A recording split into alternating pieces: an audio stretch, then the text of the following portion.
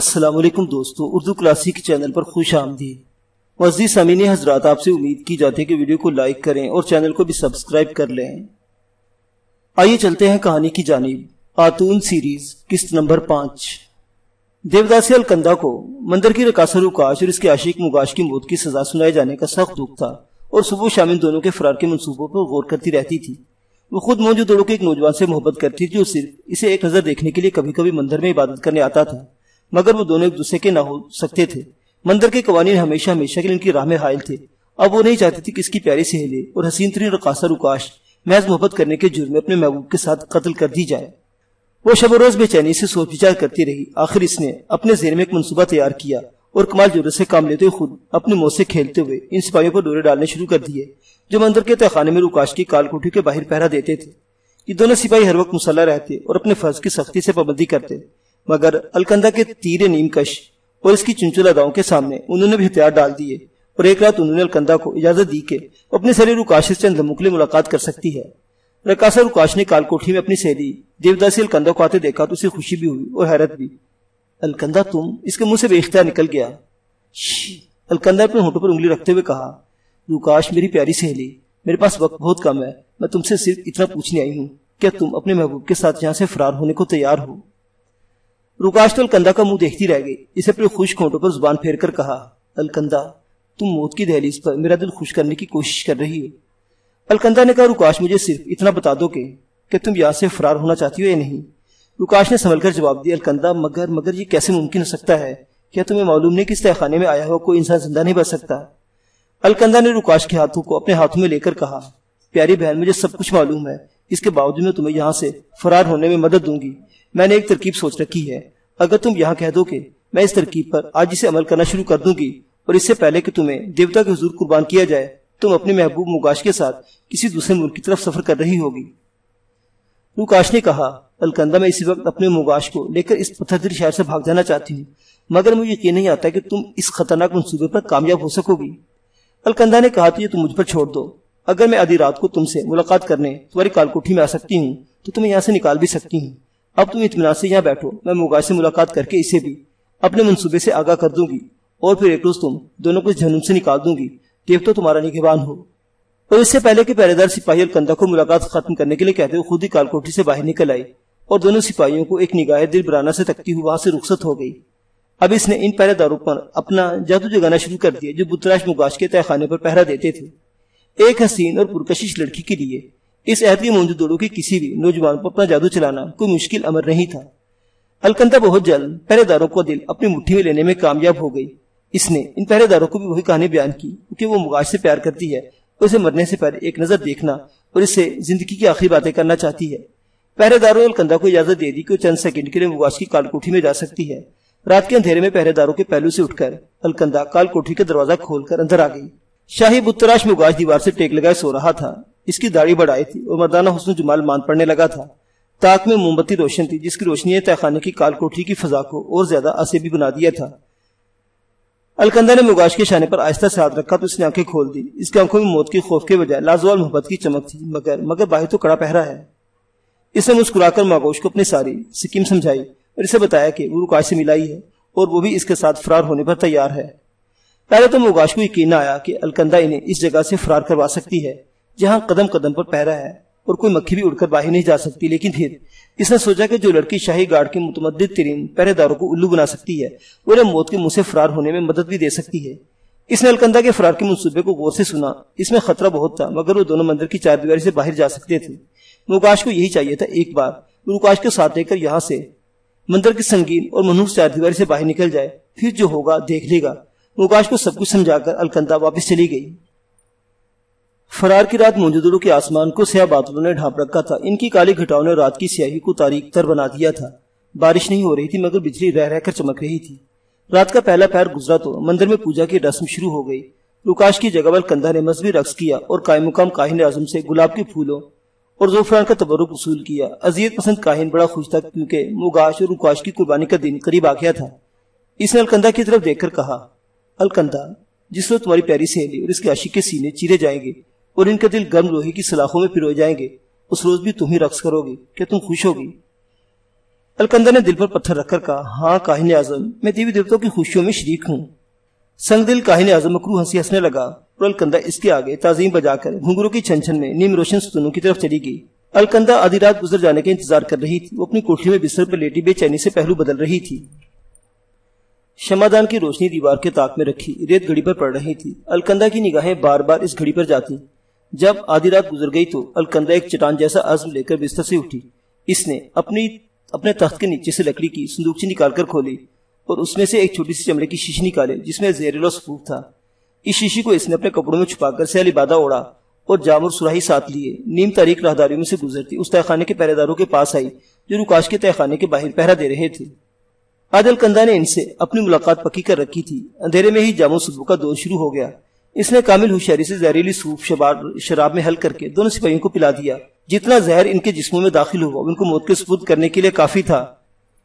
دونوں سپاہی جہاں بیٹھے تھے وہیں کے وہیں لڑک گئے۔ زہر اتنا سیرول اثر تھا کہ اس نے ان کی ہڈیوں کو گلانا شروع کر دیا۔ الکندہ وہاں سے اٹھ کر اگلی راہداری میں مگاش کے تہہ خانے کے باہر پہرا دینے والے سپاہیوں کے پاس آ گئی۔ ان کو بھی اس نے اسی رات کا وقت دے رکھا تھا اور ان سپاہیوں کا بھی وہی انجام ہو جو پہلے سپاہیوں کا ہوا تھا۔ الکندہ نے باری باری دونوں تہہ خانوں کی کال کوٹھیوں کے دروازے کھول کر رکاش اور مگاش کو باہر نکالا اور سرگوشی کی، خاموشی سے میرے پیچھے چلتے آؤ، تمہارے قدموں کی چاپ بھی سنائی نہ دے۔ رکاش کے ہونٹ خوف کے مارے خشک ہو رہے تھے۔ مگاش نے اس میں ساتھ لگا لیا اور ایک مرے ہوئے سپاہی کی تلوار نیام سے کھینچ کر اپنے ہاتھ میں پکڑ لی۔ الکندہ ایک قدم آگے چل رہی تھی۔ راہداریاں بالکل تاریک تھی جن میں سے گزر کر وہ ایک جگہ سے سیڑھیاں اترنے لگے۔ آخری سیڑھی پر ہلکی ہلکی روشنی پڑ رہی تھی۔ اس کے آگے لوہے کا ایک مضبوط دروازہ تھا جو ایک ایسی خفیہ سرنگ میں کھلتا تھا جو مندر کے تہہ خانوں سے نکل کر شہر کے نیچے سے ہوتی ہوئی شہر کی فصیل سے باہر کھائی میں نکل جاتی تھی۔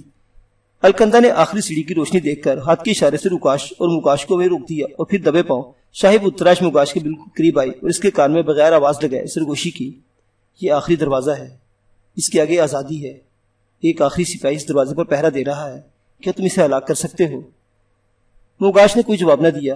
وہ سیڑھی کی دیوار کے ساتھ لگ کر ایک ایک سیڑھی اترنے لگا۔ سپاہی کو آہٹ سے چلا کر کہا، کون ہے؟ مگاش نے جواب دینے کے بجائے سیڑھیوں پر سے اس پر چھلانگ لگا دی۔ اس کی تلوار کا رخ پہرے دار کی طرف تھا۔ یہ تلوار سیدھی اس کے سینے میں اتر گئی اور وہ ایک گھٹی ہوئی چیخ کے ساتھ دروازے کے پاس گر کر ڈھیر ہو گیا۔ الکندہ اور رکاش لپک کر نیچے آ گئی۔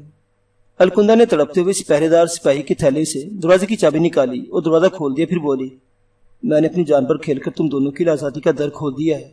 ایک سہیلی اور دوست کی حیثیت سے جو میرا فرض بنتا تھا وہ میں نے پورا کر دیا۔ پیچھے جو ہوگا میں سنبھال لوں گی۔ مجھے خوشی کے دو محبت کرنے والے دل آج سے محبت کی پرکشش فضاؤں میں پرواز کرنے کے لیے آزاد ہو رہے ہیں۔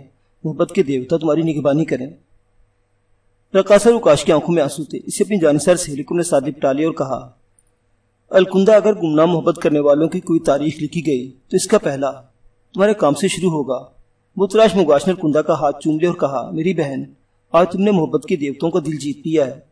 الکندہ نے سپاہی کی تڑپتی لاش کے قریب جلتی شمع کو اٹھا کر مگاش کے ہاتھ میں دے دیا اور کہا، یہ وقت باتوں میں ضائع کرنے کا نہیں، جتنی جلد ہو سکے یہاں سے نکل جاؤ۔ یہ سرنگ تم دونوں محبت کرنے والوں کو شہر کی فصیل کے باہر لے جائے گی۔ صبح ہونے سے پہلے اس ظالم شہر سے جتنا دور جا سکو چلے جانا، دیوتا تمہاری حفاظت کریں۔ اتنا کہہ کر الکندہ تیزی سے سیڑھیاں چڑھ کر راہداری کے اندھیروں میں غائب ہو گئی۔ مگاش نے اپنی محبوبہ رکاش کو اپنے ساتھ لیا اور دونوں شمع کی روشنی میں تیز تیز قدم اٹھاتے ہوئے سرنگ میں سے گزرنے لگے۔ جب وہ اندھیری سرنگ سے باہر نکلے تو سیاہ بادلوں میں لپٹی ہوئی تاریک رات بادلوں بھرے آسمان پر بجلیوں کے کوندے لپکاتی انہیں کسی آنے والے خطرے سے آگاہ کر رہی تھی۔ چاروں طرف گھپ اندھیرا چھایا ہوا تھا۔ فصیلے شہر کے آگے کھائی تھی جس میں زہریلے سانپوں اور بچھو کی پرورش کرنے والے جنگلی جھاڑیاں اگی ہوئی تھی۔ مگاش نے شمع سرنگ میں ہی پھینک دی تھی۔ ایک جگہ انہوں نے کھائی عبور کی اور اب ان کے سامنے ریت کے ٹیلوں کا سلسلہ تھا جو اندھیری رات میں مہیے ہوئے عفریتوں کی طرح دور تک پھیلا ہوا تھا۔ رقاصہ رکاش نے کہا، ہمیں گھوڑوں کی ضرورت ہے، کاش ہمیں گھوڑے مل جاتے۔ مگاش نے جواب میں رکاش کا ہاتھ تھام کر کہا، ہمیں گھوڑے کہیں سے نہیں مل سکتے، اس سے جتنا جلدی ہو سکے یہاں سے پیدل ہی دور نکلنا ہوگا۔ محبت کرنے والے ایک جذبہ بے اختیار کے تحت عشق کے پر لگا کر دیوانوار صحرا میں نکل کھڑے ہوئے۔ شاہی بتراش مگاش اسی شہر کا رہنے والا تھا۔ وہ انہی ریت کے ٹیلوں میں کھیل کود کر جوان ہوا تھا۔ وہ ملک شام کو جانے والے صحرا راستے سے واقف تھا۔ اسی راستے پر شام کے ملک کو جانے والے قافلے سفر کیا کرتے تھے۔ بجلی چمک رہی تھی، بادل گرج رہے تھے، اب بوندا باندی بھی شروع ہو گئی تھی۔ صحرا کی ٹھنڈی ریت پر وہ آگے بڑھتے چلے جا رہے تھے۔ وہ کافی دور نکل گئے۔ مگاش نے پیچھے مڑ کر دیکھا، شہر کی قدیم فصیل کی برجیوں میں جلنے والی مشعلیں ستاروں کی طرح جھلملا رہی تھی۔ رکاش تھک گئی تھی، اس کے نازک پاؤں درد کرنے لگے تھے۔ مگاش نے اسے حوصلہ دیا۔ رکاش نے مگاش کی طرف محبت بھری نظروں سے دیکھا۔ رات کے اندھیرے میں اس کی آنکھیں چمک رہی تھی۔ بارش کی بوندیں اس کے سیاہ بالوں سے ٹپکنے لگی۔ ریت کے دے پہ کر ٹیلوں کے آگے صحرائی شاہراہ پر ان کی دونوں جانب پھیلا ہوا تھا۔ پھر وہ شاہراہ سے ہٹ کر ٹیلوں کے درمیان سے ہو کر گزرنے لگے۔ نازک اندام رقاصہ روکاش تھک گئی تھی، اس سے چلا نہیں جاتا تھا۔ مغاش نے اسے کندھے پر اٹھا لیا، مگر چند قدم چلنے کے بعد وہ بھی تھک گیا۔ گیلی اور نم ریت میں اس کے پاؤں دھنس دھنس جاتے تھے۔ اسی وقت مغاش کو دور ایک ٹیلے کے پاس روشنی چلملاتی دکھائی دی۔ جب وہ اس روشنی کے قریب پہنچے تو دیکھا ٹیلے کے پاس کھجوروں کے چند درخت اندھیری رات میں سر جھکائے کھڑے تھے اور پاس ہی ایک جھونپڑی کے پاس شمع جل رہی تھی۔ جس شے کو دیکھ اس کا تھکے جسموں میں پھر سے طاقت مڑے وہ ایک گھوڑا تھا جو کھجور کے درختوں کے نیچے کھڑا تھا۔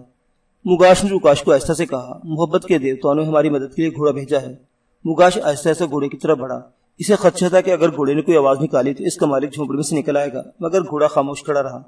مغاش نے سب سے پہلے اپنے محبوب روکاش کو گھوڑے پر بٹھایا اور پھر سوار ہوا اور گھوڑے کو قدم قدم چلاتا جھونپڑی سے دور لے گیا۔ پھر اس نے ایڑ لگائی اور گھوڑا ہوا سے باتیں کرنے لگا۔ وہ بہت خوش تھے کہ قسمت ان کا ساتھ دے رہی ہے، دیوتا ان کی مدد کر رہے ہیں، لیکن قدرت کو جو منظور تھا وہ ظاہر ہونے والا تھا۔ پردہ غیب سے ظہور میں آنے والے خونی المیے کو کڑکتی بجلیوں نے دیکھ لیا تھا۔ اس کی آتشی کوندے صحرا میں لپک رہے۔ جب بادل گرجتا تو رقاصہ روکاش کا دل دہل جاتا اور وہ اپنے محبوب کے کندھے سے اپنا سر لگا لیتی۔ گرجتی کڑکتی طوفانی رات محبت کی ماری روکاش کو کسی ناگزیر سانے سے خوفزدہ کر رہی تھی۔ مغاش نے گھوڑے کی باگیں ڈھیلی کر رکھی تھی اور وہ صحرا میں سر پر دوڑا جا رہا تھا۔ اچانک بادلوں کی ہبناک گرج کے ساتھ ہی کرنے کی تیز آواز گونجی۔ مغاش نے روکاش کو اپنے قریب کر لیا۔ وہ اس کی آواز کو خوب پہچانتا تھا۔ یہ موج دوڑوں کی مطلق العنان جابر بادشاہ سمر کے دستہ خاص کی آمد کی آواز تھی، جو ان محبان صادق کا تعاقب کرتا ان کے سر پر آن پہنچا تھا۔ آن واحد میں گرانڈیل مسلح سپاہیوں نے گھیر میں لے لیا۔ ان سپاہیوں کے پلے ہوئے گھوڑے برق رفتاری سے سندھ کے ویران ٹیلوں کو عبور کر کے ایک ناگہانی آفت بن کر ان تک پہنچ گئے تھے۔ مغاش نے تلوار سونپ لی، سپاہی اس پر ٹوٹ پڑے، روکاش گھوڑے سے گر پڑی۔ وہ قسمت کی ستم ظریفی پر گریا کنا تھی اور پو پھٹنے کی کافری روشنی میں مغاش کو شاہی جیش کے تنومند گراڈیل سپاہیوں سے لڑتا دیکھ رہی تھی، مگر اکیلا مغاش کہاں تک اتنے سپاہیوں کا مقابلہ کر سکتا تھا۔ ایک سپاہی نے پیچھے سے آ کر تلوار لہرائی، روکاش کی چیخ نکل گئی، تلوار مغاش کی گردن پر پڑی اور اس کا سر کٹ کر بارش میں بھیگتی صحرائی ریت پر گر پڑا۔ روکاش بے ہوش ہو گئی۔ جیش کے سردار نے مغاش کے سر کو نیزے پر چڑھا لیا، بے ہوش رقاصہ کو روکاش کے گھوڑے پر باندھا اور شاہی محل کی طرف واپسی کا حکم دیا۔ حکمران سومر کا حکم تھا کہ مغاش کا سر کاٹ کر لایا جائے اور روکاش سینہ کو زندہ پکڑ کر شاہی محل کے قید خانے میں ڈال دیا جائے، اور شاہی احکام پر پوری طرح عمل کیا گیا۔ رقاصہ روکاش کو قید خانے میں پڑی تھی۔ مجھے ہڑپا میں اس واقعے کی خبر پہنچ گئی۔ میرا خیال تھا کہ رقاصہ روکاش کو دیوی اشتر اور دیوتا بول کے حضور قربان کیا جائے گا، لیکن یہ سن کر کے بادشاہ کے خاص حکم پر روکاش کو شاہی قید خانے میں رکھا گیا ہے۔ میرا ماتھا ٹھنکا۔ اس کا صاف مطلب یہ تھا کہ بادشاہ نے رقاصہ کو مندر کی تحویل سے لے لیا ہے، اور یقیناً اس نے الزام لگایا ہوگا کہ مندر کے عملہ شاہی مجرموں کی نگہبانی کرنے میں ناکام رہا ہے۔ میں خاموش رہا اور واپس موج دوڑوں نہ گیا۔ میں رقاصہ روکاش کے انجام کو منتظر تھا۔ میرے اندر اس عہد کی ساری اچھائیاں، برائیاں، کمینگیاں، قدورت، حسد، رقابت اور نفرتیں موجود تھی۔ میں اس عہد کی تصویر تھا۔ اس عہد کی انسانی معاشرے کا مزاج میرے مزاج میں رچا ہوا تھا۔ میں رقاصہ روکاش کی محبت میں پاگل ہو گیا تھا، مگر اسے مجھے چھوڑ کر مغاش کا بازو تھام لیا تھا۔ خواہ اس کی وجہ کچھ تھی، مجھے اس وجہ سے کوئی سروکار نہیں تھا۔ یہ اس عہد کی انسانی معاشرے کی خود غرضی تھی جو میرے کردار کا ایک ناگزیر حصہ تھی۔ میں مغاش کے قتل پر اندر سے خوش تھا اور یہ خبر سننے کے انتظار میں تھا کہ رقاصہ روکاش کو دیوتا بول کے سامنے قربان کر دیا گیا ہے، لیکن بادشاہ شومر اسے شاہی محل کے قید خانے میں لے گیا تھا، جس سے میں شک میں پڑ گیا تھا۔ آخر وہی جس کا مجھے اندیشہ تھا۔ میرے خاص جاسوس نے مجھے آ کر خبر دی کہ بادشاہ نے میرے نائب کاہن کو زر و جواہر کی رشوت دے کر راضی کر لیا ہے کہ وہ مندر میں جا کر یہ اعلان کر دے کہ دیوتاؤں نے اپنی خوشی سے رقاصہ روکاش کو بادشاہ کے حوالے کر دیا ہے، تاکہ مقدس رقاصہ جو صرف دیوتاؤں کے آگے رقص پیش کیا کرتی تھی، اب بڑے دربار میں عمرہ وزراء کے سامنے رقص کرے اور دیوتاؤں کی نگاہوں میں ذلیل و رسوا ہو۔ میں خون کے گھونٹ پی کر رہ گیا۔ آخر موجود دوڑوں کا ایش پلس حکمران حسین روکاشا کو اپنی خوشیوں کے لیے حاصل کرنے میں کامیاب ہو گیا تھا۔ اب میرے رقاصہ روکاش کا وجود ایک سانپ تھا جسے میرے سینے پر لوٹتے رہنا چاہیے تھا، اور یہ بات میرے لیے ناقابل برداشت تھی۔ میری راتوں کی نیند اڑ گئی، مجھے کسی پل چین نہیں پڑتا تھا۔ عبادت و ریاضت سے جی اکھڑ گیا تھا۔ ہر گھڑی ہر پل ایک تصویر میری آنکھوں کے سامنے رہتی اور میں رقاش کو بادشاہ کے محل میں رقص کرتے دیکھتا تو میں تڑپ اٹھتا۔ آخر میں نے رقاش کو قتل کرنے کا فیصلہ کر لیا اور ایک روز ہڑپا سے موجود دوڑو کی طرف روانہ ہو گیا۔ ہڑپا سے موجود دوڑو تک کا سفر ایک طویل سفر تھا اور جنگلوں اور صحراؤں میں سے گزرنا پڑتا تھا۔ ہڑپا کی تہذیب و ثقافت موجود دوڑو کی ہمشیر تہذیب و ثقافت تھی۔ دونوں ملک کے معاشرے کی اچھائیاں، برائیاں اور عقیدے ایک جیسے تھے۔ دونوں تہذیبی اور لہو لعب اور عیش کوشیوں کے نقطۂ عروج پر تھی۔ مذہبی رسوم نام کی تھی اور حکمرانوں کی لذت پرستیاں مذہبی رسومات میں بھی سرایت کر گئی تھی۔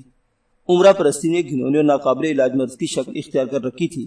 یہ دونوں تہذیبیں میرے وطن مصر کی ہم اثر تھی، مگر دونوں کا ایک دوسرے پر کوئی اثر نہیں تھا۔ ہڑپا اور موجودوڑو کے لوگ بھی قدیم مصروں سے مختلف تھے۔ یہ لوگ اپنا ناتا وسط ایشیا سے ہجرت کرنے والے آریہ قافلوں سے جوڑتے، جن کی ایک شاخ قدیم افغانستان سے الگ ہو کر گندھارا میں آباد ہو گئی تھی اور دوسری شاخ ایران کی شمالی سطح مرتفع اور جنوبی ایران میں جا کر بس گئی تھی۔ یہ وہی جنوبی شاخ والی آریہ نسل تھی جو بعد میں میری قوم نام سے مشہور ہوئی۔ میں لوگوں کی تاریخ و ثقافت، تہذیب و تمدن اور مذہبی دیومالا پر غور کرتا سفر کی منزلیں طے کر رہا تھا۔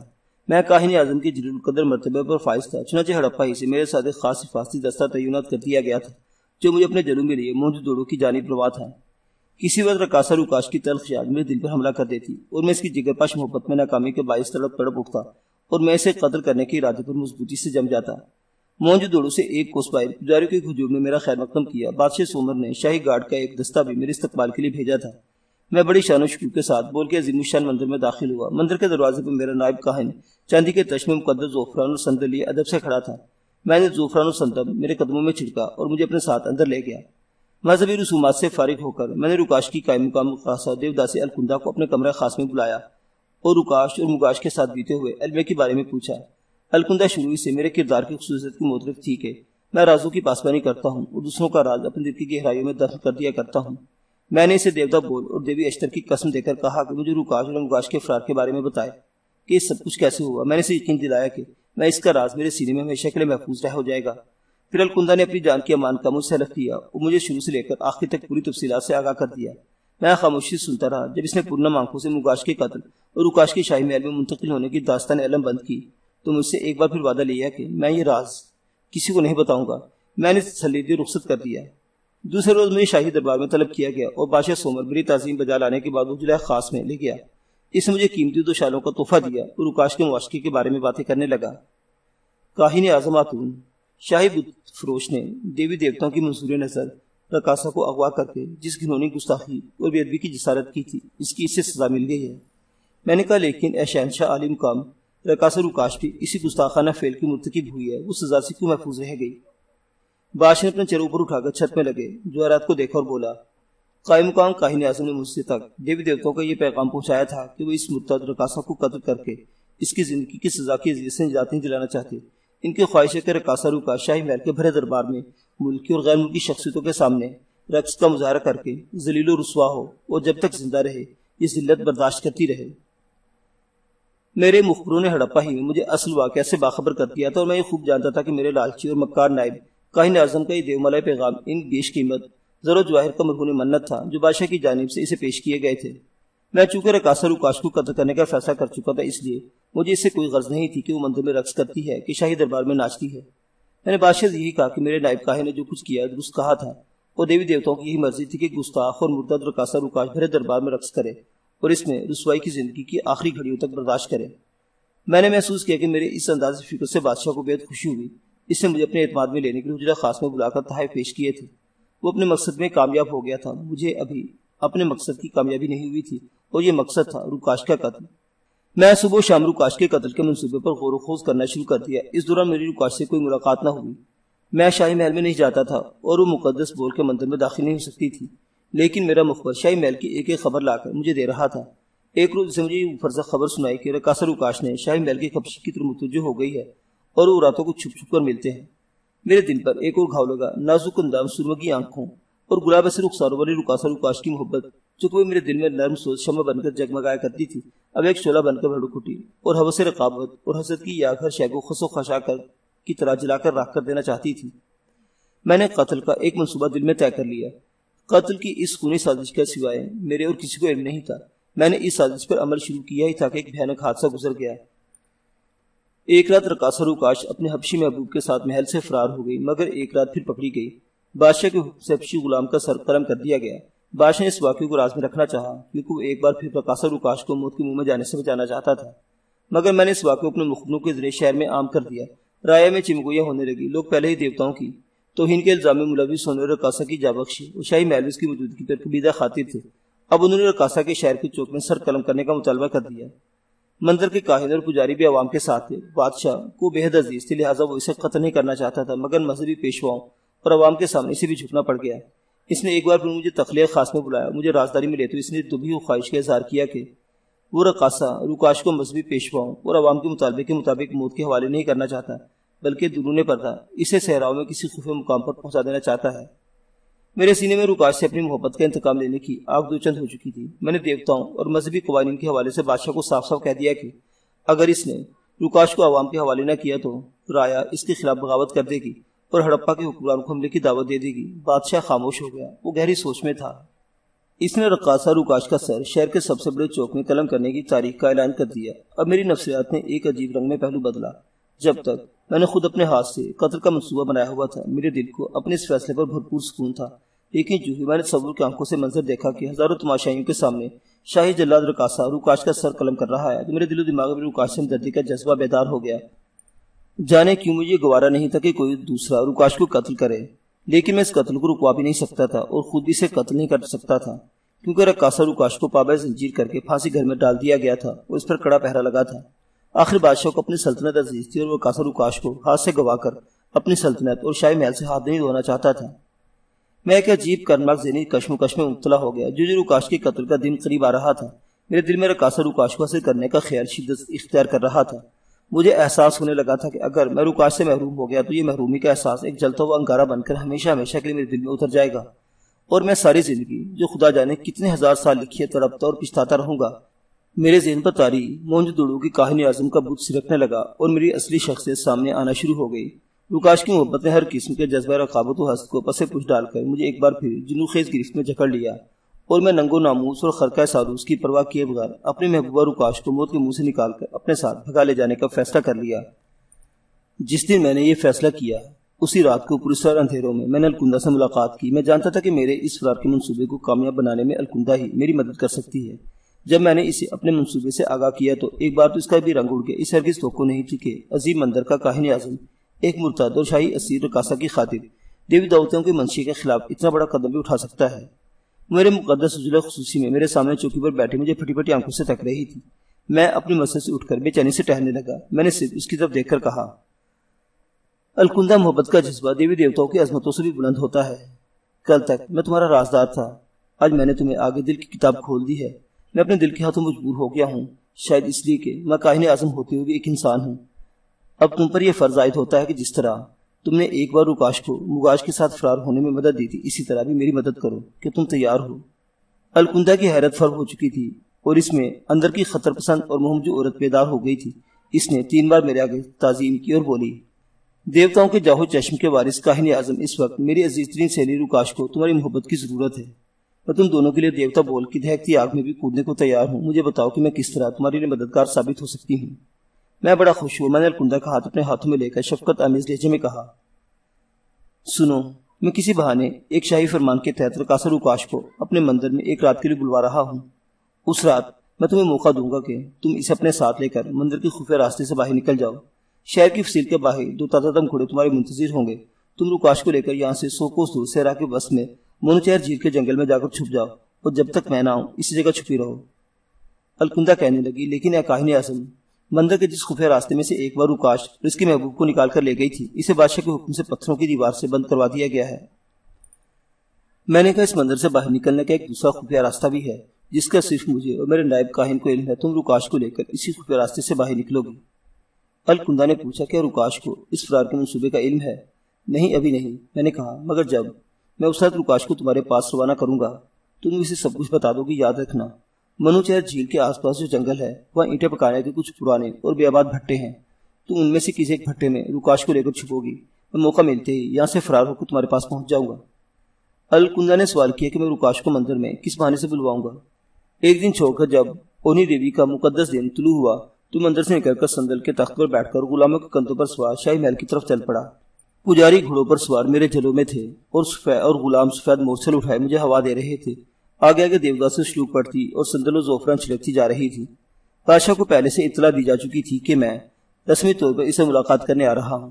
جب میں اس جاہو جلال کے ساتھ محل کے شاہی احاطے میں داخل ہوا تو بادشاہ سومر خود میرا خیر مقدم کرنے سونے چاندی کے مرصع دروازے پر آ گیا۔ مجھے سرکاری عزت و تکریم کے ساتھ مہمان خانے کے ہاتھی دانت کے بنے ہوئے تخت پر بٹھایا گیا، جس کے اوپر جواہرات کے لڑیوں سے مزین چاندی کا چھتر تھا۔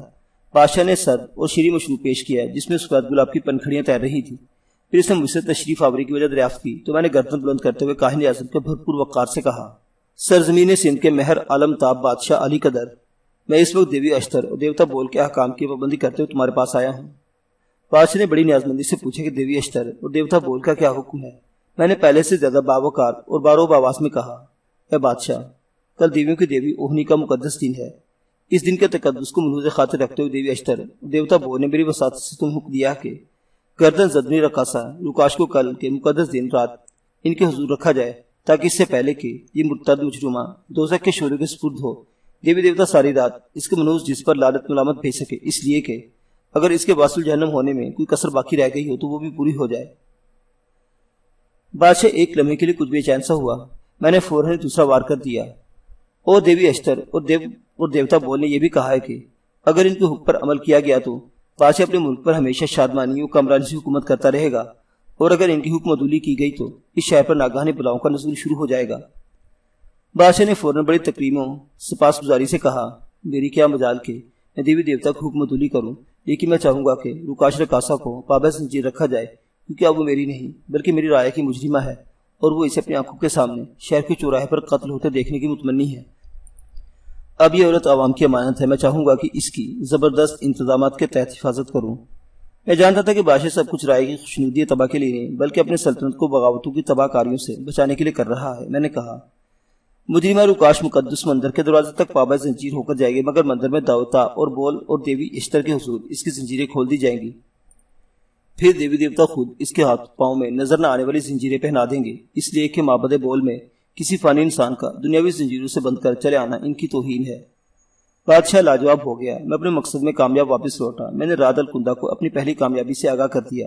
دن چڑھا تو میں نے اپنے مخبر خاص کو حکم دیا کہ وادی رات کو مندر کے خفیہ دروازے کے باہر فسیلے شہر کے مشرقی کنارے پر 2 تازہ دم گھوڑوں کو باندھ آئے اور ان پر کھانے پینے کا 1 ماہ کا سامان بھی لاد دیا جائے۔ ان کاموں سے فارغ ہوتے ہی شام ہو گئی۔ میں نے مقدس اوہنی کے متبرک جشن کی تیاریاں شروع کر دی۔ مندر کی فضا جھاڑ فانوس کی روشنی میں جگمگا اٹھی۔ ستونوں کے پاس رکھی چاندی کی سامگریوں میں عود و لبان سلگنے لگے۔ دیوداسیوں نے دیوی اوہنی کے مقدس رات میں رقص کے لیے آراستہ ہونا شروع کر دیا۔ پجاری اور دیوداسیوں میں سرگوشیاں بھی ہو رہی تھی، اس لیے کہ آج رات ان کی دیرینہ ساتھی اور شاہی رقاصہ مظلوم روکاش آنے والی تھی، جس کا سر 1-2 روز میں قلم کیا جانے والا تھا۔ میں نے مقدس ریشمی لباس پہن کر اپنی کپڑوں کو عطر خاص میں بسایا اور سونے کے تخت پر دیوی اشتر اور دیوتا بول کے سامنے چبوترے پر آ کر بیٹھ گیا۔ میرے دل میں ان بتوں کی مصنوعی اور خود ساختہ ہیبت کا اثر ظاہر ہو چکا تھا، اور میں کاہن اعظم کے نفسیات سے آزاد ہو کر مصر کے شاہی خاندان فرائنہ کے ایک فرد کی حیثیت سے آزاد ہو چکا تھا۔ مصر میں بھی میرا دل کبھی بتوں کی پوجا کی طرف مائل نہیں ہوا تھا۔ میں ان بتوں کو محض پتھر اور لوہا پیتل سمجھتا تھا اور ان کی دعاؤں اور بد دعاؤں کو بے اثر جانتا تھا۔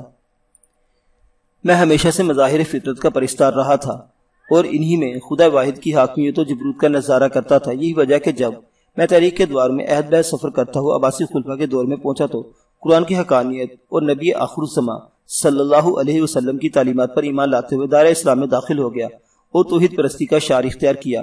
اس وقت دیوتا بول اور دیوی اشتر کے بتوں کے آگے استان پر بیٹھنا، میں حقارت سے ان بتوں کو دیکھ رہا تھا۔ اگر کوئی جذبہ میرے دل میں اس خیال سے بار بار دھڑک اٹھا تھا کہ آج رات نازک ادا روکاش موت کے منہ سے نکل کر ہمیشہ کے لیے میری ہو جائے گی اور میں اس کی زندگی کی آخری سانس تک اس سے محبت کرتا رہوں گا۔ معزز سامعین حضرات، ہزاروں سال سے زندہ انسان کی حیران کن سرگزشت ابھی جاری ہے۔ بقیہ واقعات اگلی قسط میں دیکھتے رہیے اردو کلاسک۔ اللہ حافظ۔